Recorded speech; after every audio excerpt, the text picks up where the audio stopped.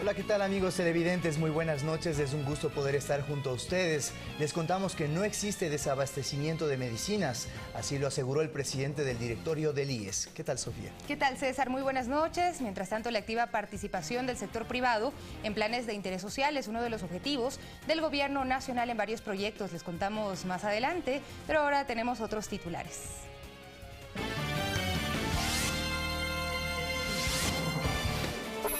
La Junta de Beneficencia apoyará el plan Toda una Vida, tras histórica reunión con el presidente Moreno. Esto nos da la pauta de lo importante, importantísimo, que es pensar fundamentalmente en los demás. El principal del IES desmiente un desabastecimiento de medicinas. Hoy recorrió la bodega de fármacos del Hospital Teodoro Maldonado, en Guayaquil. No necesariamente le crean a cualquier persona que por ahí dice cualquier cosa. Verifíquenlo por ustedes mismos. La venta de útiles escolares, el plan de regreso a clases y controles previos en el transporte se intensifican. Contamos con 3.586 efectivos municipales. En los deportes, Ecuador se juega su última carta en las eliminatorias del Mundial Rusia 2018. Su objetivo es vencer a Perú. Y en lo internacional, nuevas tormentas se forman en el Atlántico y causan lluvias e inundaciones en México y Estados Unidos.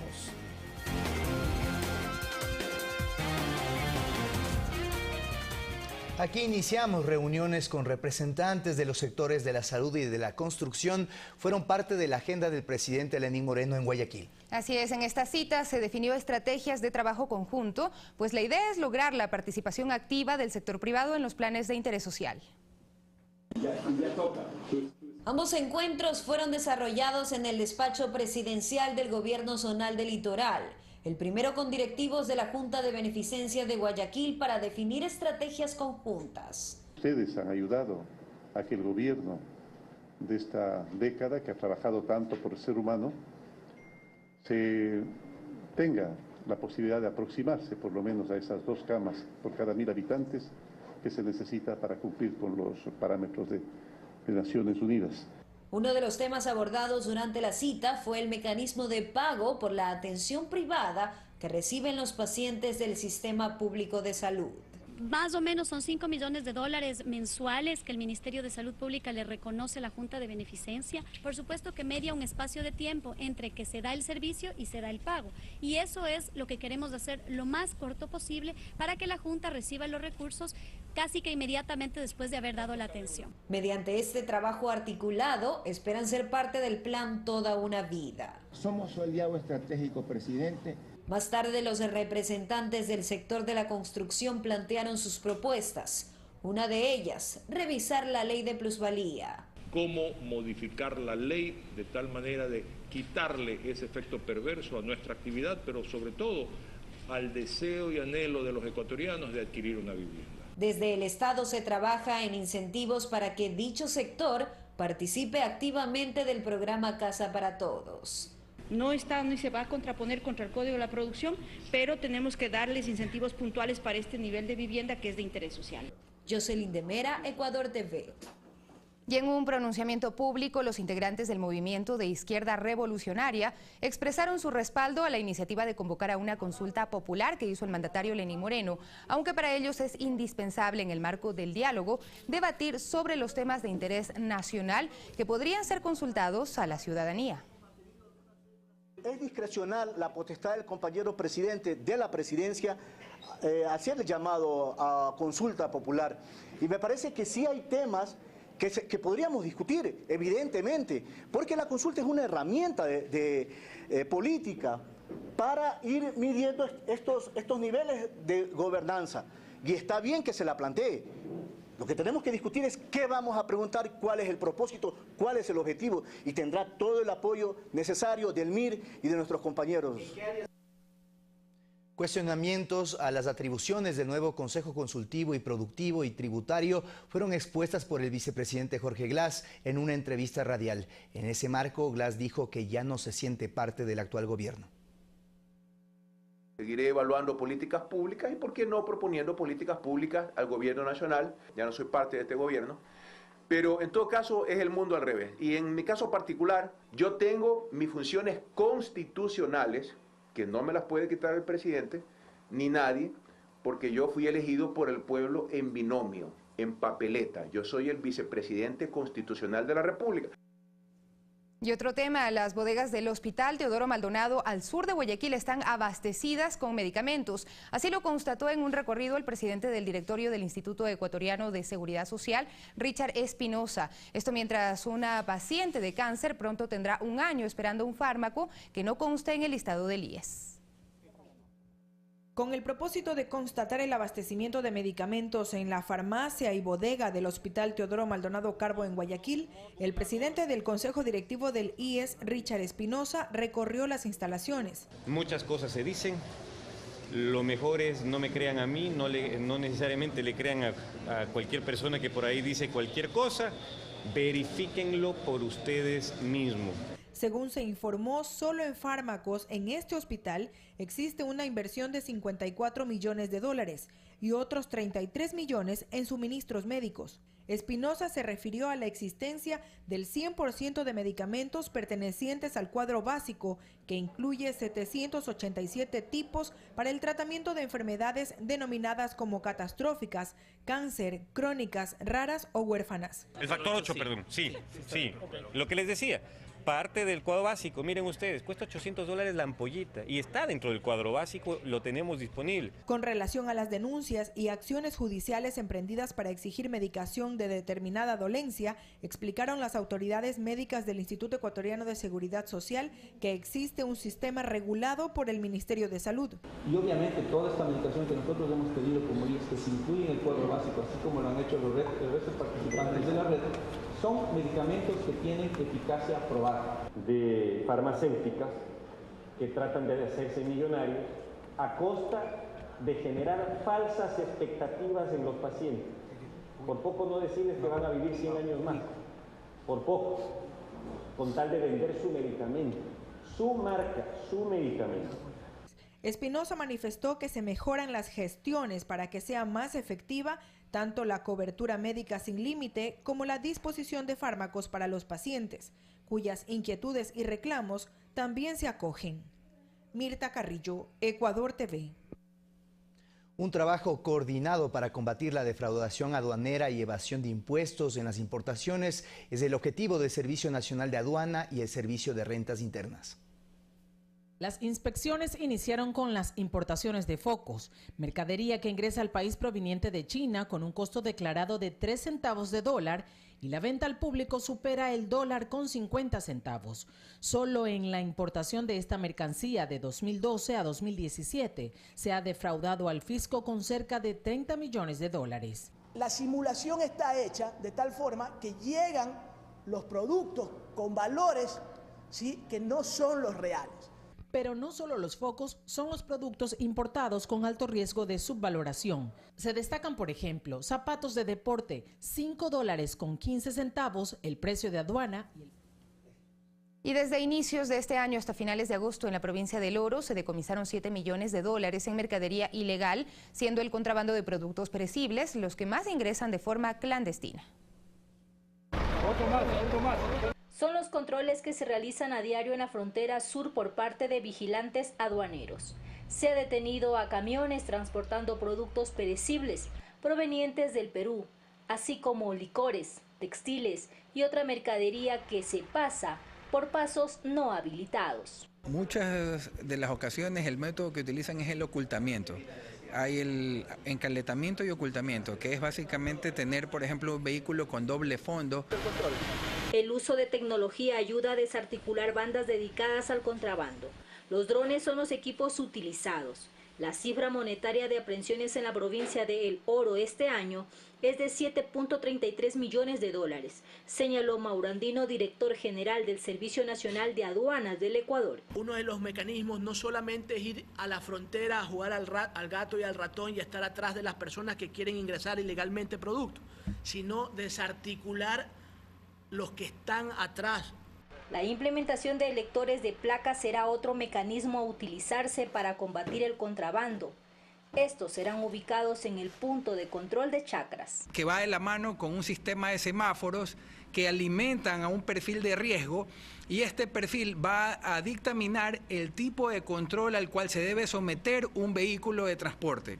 Además, Andino se refirió a la recaudación tributaria por comercio exterior, que en el 2017 a nivel nacional suma un monto de 2.238 millones de dólares, 15% más que en el 2016. Marixa Castillo, Ecuador TV. En otro tema, los controles en la zona económica exclusiva de Galápagos se extenderán hasta noviembre para evitar la pesca ilegal, mientras que gran parte de la flota de China abandonó las proximidades del archipiélago y ahora se ubica al sur del Pacífico. Ahora gran parte de la flota china se ubica en la zona sur del Pacífico, muy cerca del territorio peruano. Un grupo de aproximadamente 200 barcos se han reagrupado y dirigiéndose hacia el sur, alejándose sobre las 200 millas del límite de nuestra zona económica exclusiva. Una salida progresiva que comenzó el pasado fin de semana, luego de la detección del barco asiático Fuyuan Yuleng en la reserva marina del archipiélago y de otras 300 embarcaciones en las proximidades de la zona económica exclusiva. Puntualmente, en el informe que ha emitido el Ministerio del Ambiente, resaltan la presencia de más de 6.000 tiburones. Todas estas especies están listadas por la UICN como vulnerables. En los próximos días, el buque Chimborazo se sumará a los controles que ejecutará personal de la Armada del Ecuador para facilitar las labores en alta mar. Ya las unidades no tendrán que venir a reabastecerse en el puerto, sino que recibirán el reabastecimiento en la mar para que puedan permanecer más tiempo vigilando, y la operación está contemplada hasta el 30 de noviembre, desde el 26 de agosto hasta el 30 de noviembre. Son cerca de 500 las personas encargadas de realizar dichas operaciones, pese a que la institución tiene otras preocupaciones. Aparte de ello, tenemos actividades que controlar, como por ejemplo el narcotráfico, ejerciendo el control en la parte continental, en el sector de Esmeraldas, Manabí. Por otro lado, Lorena Tapia, ministra del Gobierno de Galápagos, indicó haber solicitado a organismos internacionales fijar más medidas para la conservación de especies en riesgo. Jocelyn de Mera, Ecuador TV. Ya habitantes de Molleturo y trabajadores del proyecto minero Río Blanco en Azuay realizaron un plantón para exigir a las autoridades solucionen los problemas con quienes se oponen a la minería, mientras un grupo de personas se tomó el acceso al proyecto minero. Desde hace 18 días, este grupo de personas que se oponen a la minería se mantiene en el acceso al proyecto minero Río Blanco. No permiten el ingreso o salida del personal que allí labora y se registran ligeros enfrentamientos con la policía. Mauro Ochoa es habitante de Río Blanco. Afirma que desde la llegada del proyecto minero a su comunidad, las cosas van cambiando, que ahora tienen proyectos de agua, escuelas, mejoramiento de carreteras y un buen número de plazas de trabajo que beneficia a su familia. No solo a mi familia ha beneficiado el proyecto beneficiando a muchas familias. Y únicamente eso que es que tenemos la esperanza que este proyecto es un sueño de hace 20 años, que no se frustre al último paso. Luis Peñalosa es oriundo de Cochapamba, en Molleturo. También fue parte de este plantón. Afirma que protesta en contra del grupo de personas que no permiten que el proyecto minero avance. Para eso estamos nosotros preparados, ¿no? Como para que no exista contaminación, vamos a hacer las comunidades, los veedores, los que vamos a estar siempre ahí. Tras la protesta dejaron un manifiesto en la gobernación de Azuay. Exigen que existan las garantías para trabajar en Río Blanco y se solucionen los problemas con quienes están en contra de la minería. Como comunidades estamos conscientes de que toda actividad humana genera impactos, pero lo que queremos hacer es que los impactos positivos sean mucho más que los negativos. César Tacuri Vintimilla, Ecuador TV. Por el inicio de clases en el ciclo Sierra y Amazonía, el Ministerio de Trabajo dispone que el ingreso de los funcionarios a las instituciones públicas sea desde las 9:30, entre el lunes 4 y el viernes 8 de septiembre.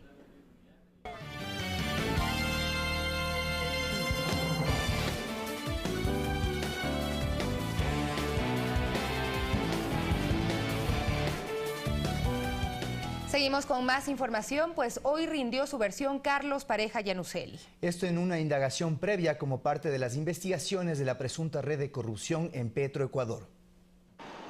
La diligencia se realizó en la cárcel número 4 de Quito, lugar en el cual Carlos Pareja Yannuzeli cumple su condena de 5 años de prisión por el delito de cohecho, dentro de las investigaciones por la presunta red de corrupción al interior de Petroecuador, y lo hace desde el 11 de agosto anterior. A las 10 de la mañana ingresaron los abogados de la estatal petrolera, así como Reinaldo Zambrano, abogado de Pareja Yannuzeli, y los funcionarios de la Fiscalía de Esmeraldas. Esta diligencia se efectuó para tomar la versión de Pareja en calidad de exministro de Hidrocarburos y exgerente de Petroecuador. Dicha investigación se originó por un informe de Contraloría sobre un contrato de la repotenciación de la refinería Esmeraldas con la compañía Multiservicios Baldi, cuyos propietarios serían familiares de Alex Bravo, también exgerente del estatal. Presuntamente, Carlos Pareja Yannuzeli habría autorizado y firmado un convenio de pago a dicha empresa por aproximadamente $500.000. Según un informe pericial, la contratación de Multiservicios Baldi no habría estado sustentada técnicamente y tampoco se habrían analizado los valores por sus servicios. A las 12:30 salieron las autoridades sin ofrecer mayores detalles, a pesar que Pareja Yannuzeli no ha firmado la cooperación eficaz con la Fiscalía. Su abogado dio a conocer que su defendido sí participó de la diligencia judicial. ¿Rindió la versión? Sí, pero no vamos a decir nada. La próxima semana, Carlos Pareja Yannuzeli sería llamado a dar su versión en otros procesos sobre el caso Petroecuador. Olga Velasco, Ecuador TV. Y para este viernes estaba previsto que la Fiscalía recepte versiones del representante de Odebrecht en el Ecuador.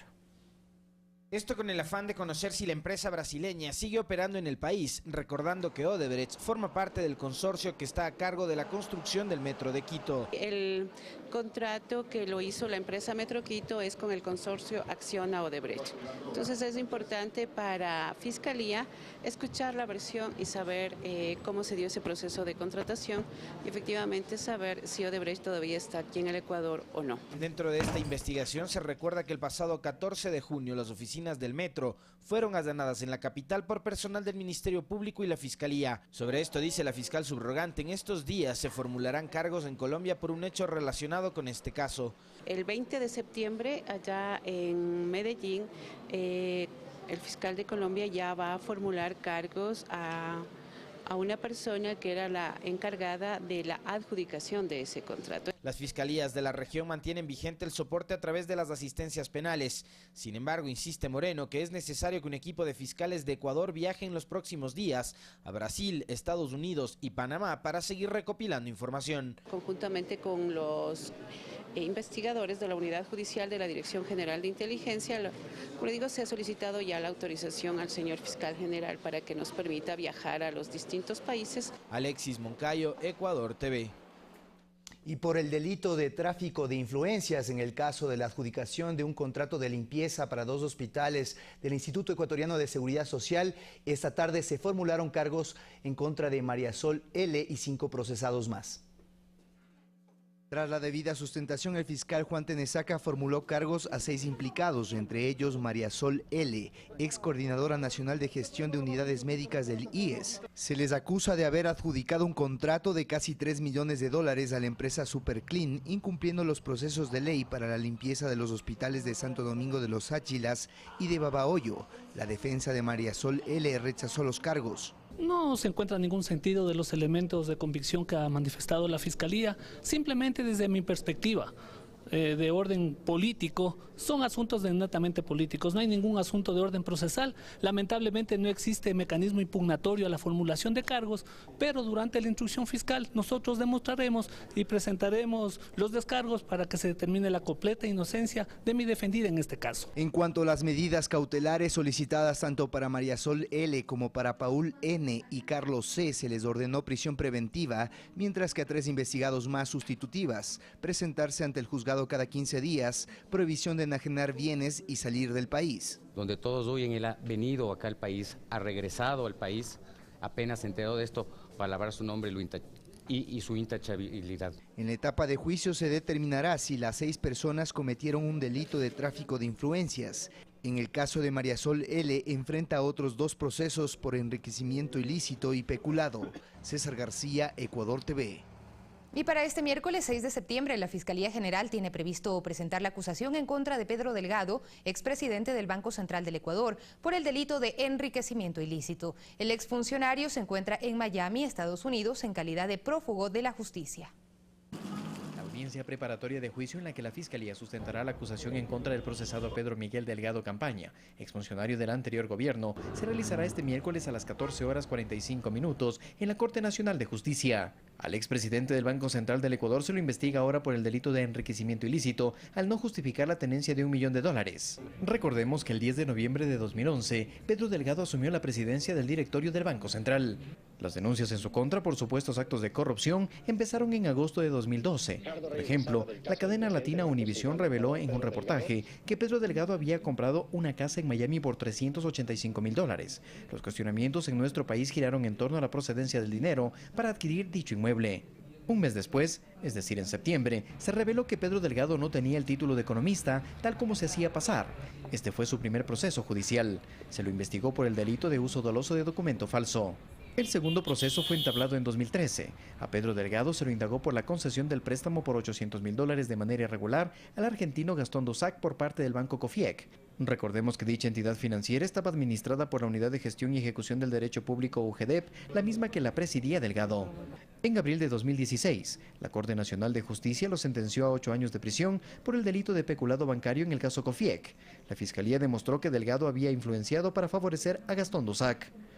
Sin embargo, esta sentencia no puso fin a las investigaciones en dicho proceso. La Fiscalía impuso 2 indagaciones más. En una de ellas, se analizaron 30 préstamos concedidos entre noviembre y diciembre del 2011, en las que habría sospechas de perjuicio al Estado por $1.3 millones. Y la segunda tiene relación a un presunto lavado de activos, y así determinar el destino de los $800.000 que se entregaron a Dossac. En mayo pasado, el fiscal general de la Nación, Carlos Vaca Mancheno, solicitó a la Corte Nacional de Justicia que define una fecha para la audiencia de formulación de cargos en contra de Delgado, esta vez por enriquecimiento ilícito, un delito que según el Código Orgánico Integral Penal se sanciona hasta con 5 años de prisión. Carlos Flores, Ecuador TV. Cambiamos de tema. 26 mesas sectoriales se desarrollaron durante la fase de diálogo del Consejo Consultivo, Productivo y Tributario. Cerca de 1.600 personas presentaron sus propuestas, las cuales serán sistematizadas para entregarlas al jefe de Estado.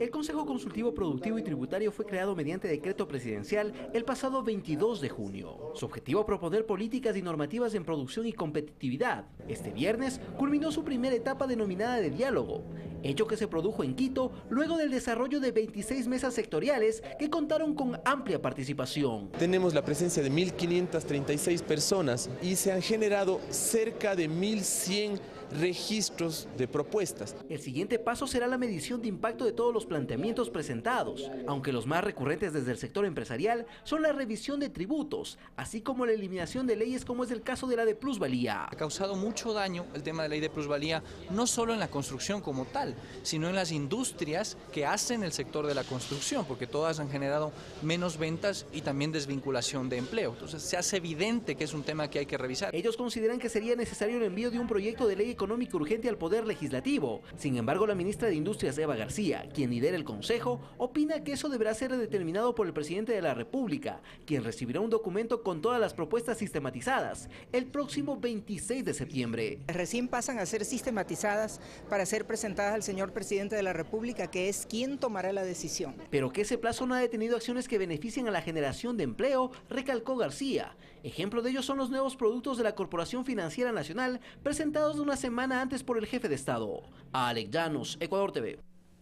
Y desde la Central Unitaria de Trabajadores de Azuay se realizan varias propuestas que principalmente apuntan hacia la libertad para poder formar sindicatos en las empresas privadas, mientras los empleados de la Corporación Eléctrica del Ecuador plantean que ya no existan normativas dispersas. Hoy en Cuenca se reunieron trabajadores de empresas públicas y privadas para formar parte de la construcción del nuevo Código Orgánico Integral Laboral. El ingeniero Carlos Tejada dirigirá la gerencia de refinación de la empresa pública Petroecuador.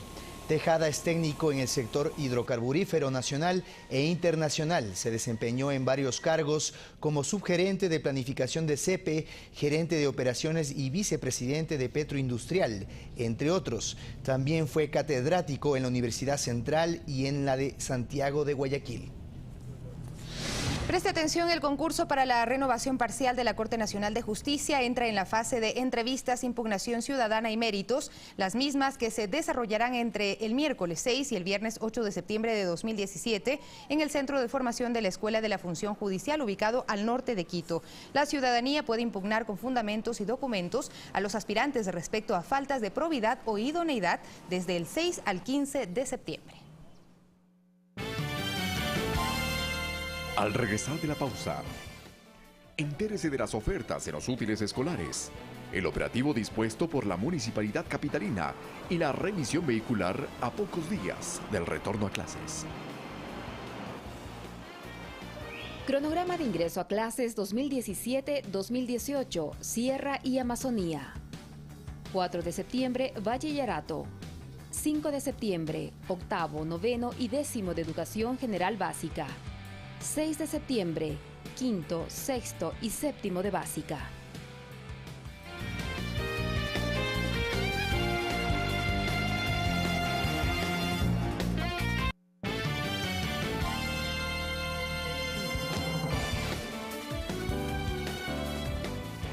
Cronograma de ingreso a clases 2017-2018, Sierra y Amazonía. 7 de septiembre, segundo, tercero y cuarto de Educación General Básica. 8 de septiembre, primero de básica. 2 de octubre, inicial. Gracias por continuar junto a nosotros. 60 familias que estaban albergadas por la intensa época invernal en el ex aeropuerto Reales Tamarindos podrán reubicarse en viviendas de alquiler y de acogida. Esto gracias a la asistencia humanitaria otorgada por el Estado ecuatoriano. Durante 134 días, estas 60 familias desarrollaron sus actividades cotidianas en el albergue levantado en el ex aeropuerto Reales Tamarindos de Puerto Viejo. Tuvieron que ser trasladados hasta este lugar, ya que sus viviendas se vieron afectadas por las fuertes lluvias de abril pasado. Pero este viernes se recogieron las carpas del que fue su hogar provisional. Muy agradecida con todos por la ayuda que nos brindaron y nos recibieron con mucha alegría y así mismo nos vamos. Mientras los cabezas de familia firmaban los documentos que los habilitan para recibir la ayuda estatal, que consta de la entrega de $450 no reembolsables, kit de alimentos, kit de dormir con cama, colchón, sábana y almohada, y el compromiso de ser incluidos en el plan Casa para Todos que promueve el gobierno. Vengo del sector San Pablo. ¿Ha sido una realidad las promesas del gobierno? Sí, hasta aquí sí. Han sido todo un éxito. 50 de estas familias pasarán a vivir en casas de arriendo y las otras 10 en casas de acogida. Sé que vamos a salir adelante. Según la Secretaría de Gestión de Riesgos, en esta asistencia humanitaria se invierte alrededor de $54.000. Sofía Montoya, Ecuador TV.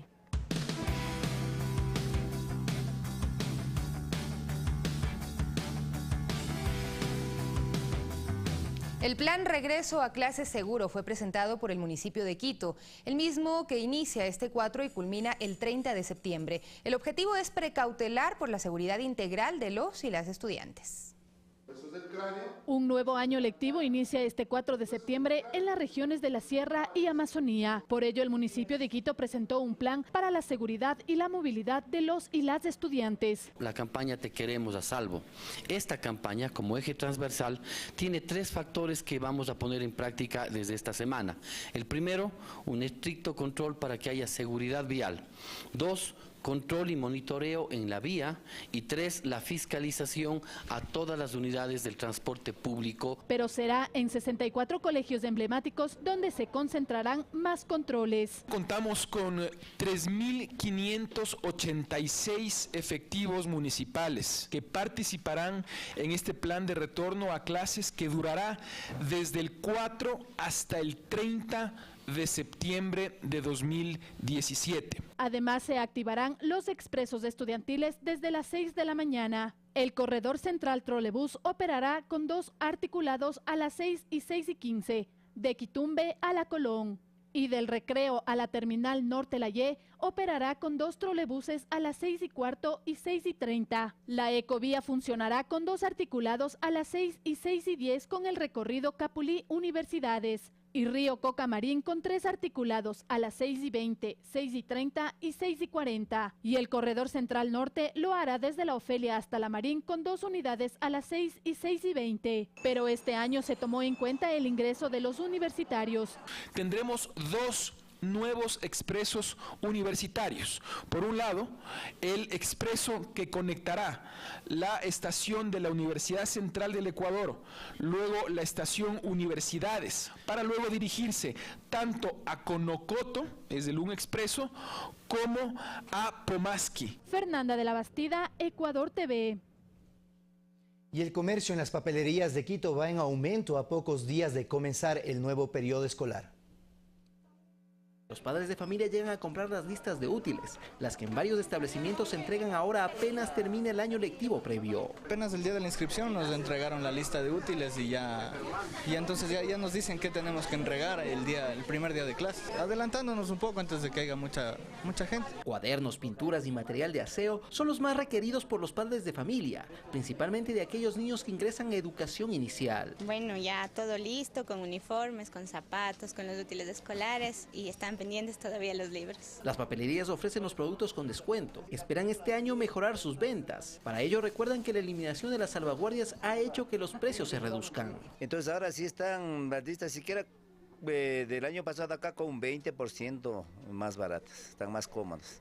Mucho más baratas las cosas. Solo por poner un ejemplo, un cuaderno de 100 hojas que el año anterior costaba $1.10. Aseguran que ahora se lo venden 98 centavos. Alex Llanos, Ecuador TV.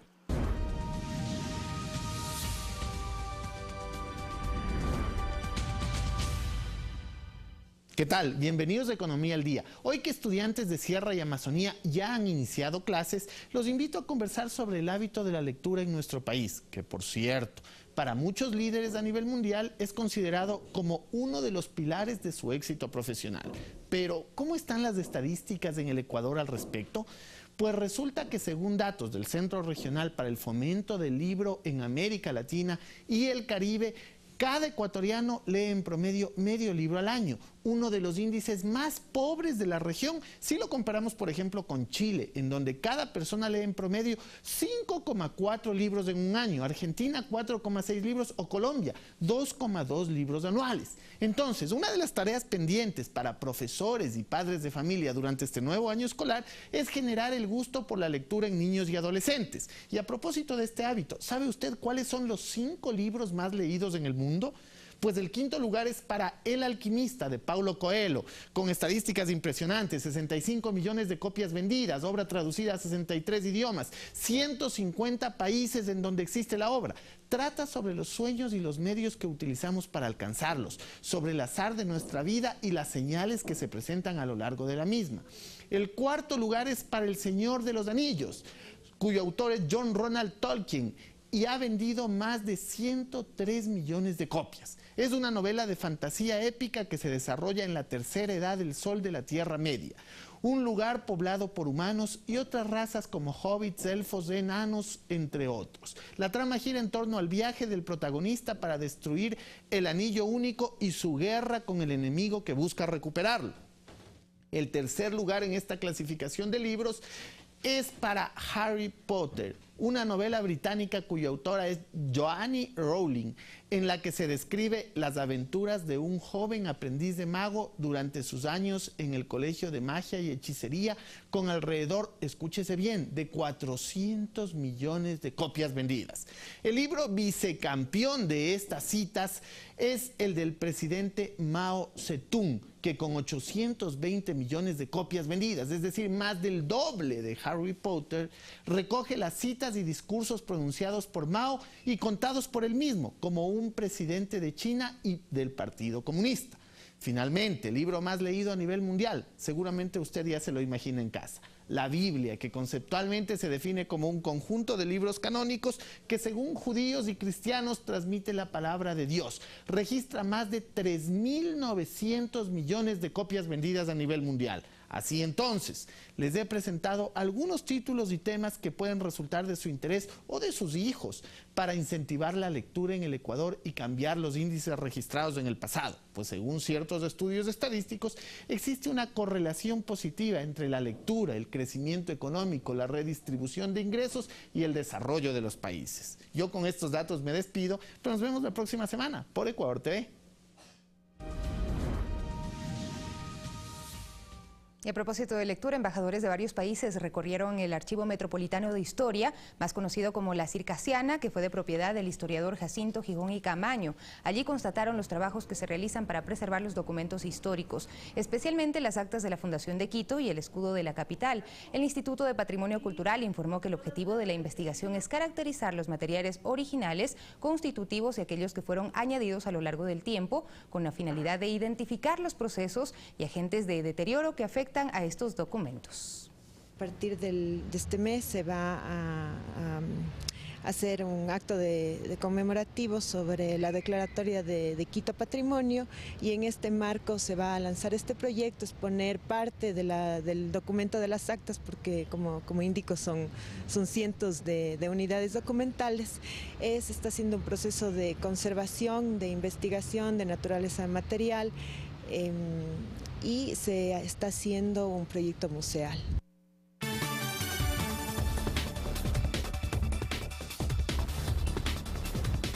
Revisamos las noticias del mundo. Rusia acusó a los Estados Unidos de amenaza directa a la seguridad de sus diplomáticos tras la decisión de cerrar 3 sedes diplomáticas en San Francisco, Nueva York y Washington, y denunció que las autoridades de este país pretenden allanar sus instalaciones.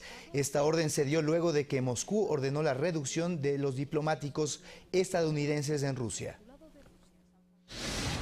Y estudiantes en varias preparatorias y universidades del norte de Texas protestaron en contra de la ley SB 4, bloqueada parcial y temporalmente por un juez, y el posible fin del programa DACA, que protege a cerca de 800,000 jóvenes de una deportación, sobre todo de origen latino. Esto ante el anuncio de la Casa Blanca de que el tema será analizado este fin de semana por el presidente Donald Trump, quien está en contra de este programa. Su anuncio oficial será el próximo martes. Varios senadores, incluso del Partido Republicano, han pedido al mandatario que no elimine DACA.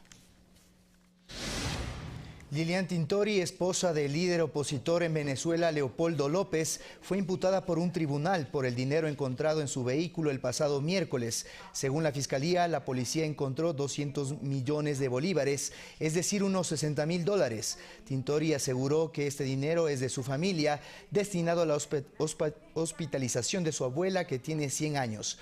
Aseguró que el gobierno de Nicolás Maduro busca desprestigiarla. Y en otro tema, Irma pasó de tormenta tropical a huracán de categoría 3, que avanza por el Atlántico con vientos sostenidos de 185 kilómetros por hora. Se trata del tercer huracán de la temporada ciclónica en el Atlántico. De momento está en las costas africanas. De continuar con su desplazamiento, podría tocar tierra en la Florida, mientras que las costas del Pacífico de México están en alerta máxima. La tormenta tropical Livia, que se formó este jueves y deja a 4 muertos en la península de Baja California, entre ellos un bebé. 18 albergues fueron destinados para los damnificados, ya que las intensas lluvias han provocado inundaciones en varias localidades. Un nuevo video de racismo policial causa indignación en la comunidad afroamericana. Mientras que la expresidenta de Brasil, Dilma Rousseff, cumple un año de haber sido destituida de su cargo. Tenemos más noticias en el siguiente resumen. En el estado de Georgia, Estados Unidos, una grabación entre un agente de policía y una conductora que se saltó una señal de tránsito revela un acto de racismo cuando la mujer se siente nerviosa de ser sancionada y la actitud de la gente.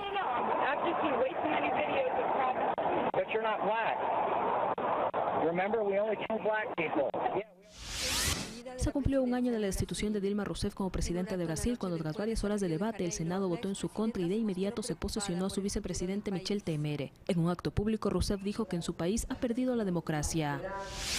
La ex fiscal general de Venezuela, Luisa Ortega, sigue con su gira internacional. La disidente del régimen bolivariano se reunió en la Ciudad de México con Raúl Cervantes, el procurador fiscal de ese país, para denunciar supuestos actos de corrupción del gobierno de Nicolás Maduro. Luego del acto oficial en que la exguerrilla presentó a su partido político Fuerza Alternativa Revolucionaria del Común y el respectivo logo de una rosa roja, el Consejo Nacional Electoral de Colombia recibió una demanda del abogado Holman Ibáñez. Según el manifiesto, el partido no debería continuar reproduciendo la sigla con la que se conoció al grupo armado por más de 50 años por respeto a las víctimas. Un nuevo incendio se registró en la planta química Arquem en el norte de Houston, donde ya hubo un incendio tras el paso del huracán Harvey. Sus ejecutivos indican que hay 8 contenedores de peróxidos orgánicos que podrían estallar por las inundaciones. Además, se teme por una emergencia sanitaria por la falta de energía eléctrica, agua y alimentos. La cifra de muertos ascendió a 49, entre ellos 3 rescatistas mexicanos que murieron electrocutados mientras socorrían a otras personas.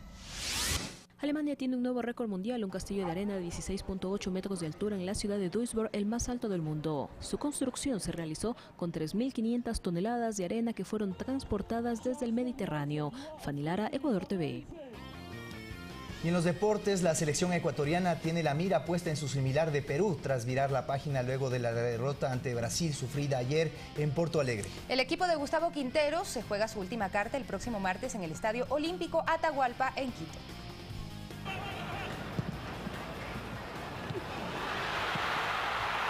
Tras la derrota sufrida en Brasil, el plantel dirigido por Gustavo Quinteros volvió al país en las primeras horas de este viernes, pensando solamente en cómo ganarle a la selección de Perú el próximo martes 5 de septiembre a las 16 horas en el Estadio Olímpico Atahualpa.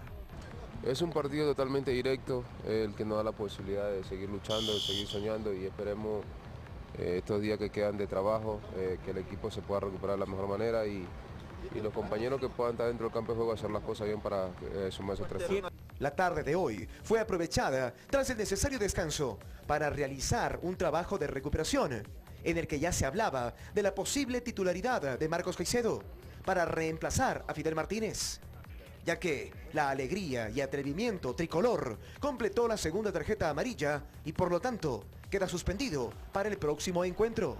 Ahora vamos a intentar jugar con jugadores más ofensivos en algunas posiciones, características más ofensivas, digamos, ¿no? Pero bueno, vamos a tratar de jugar un partido inteligente para poder ganarlo.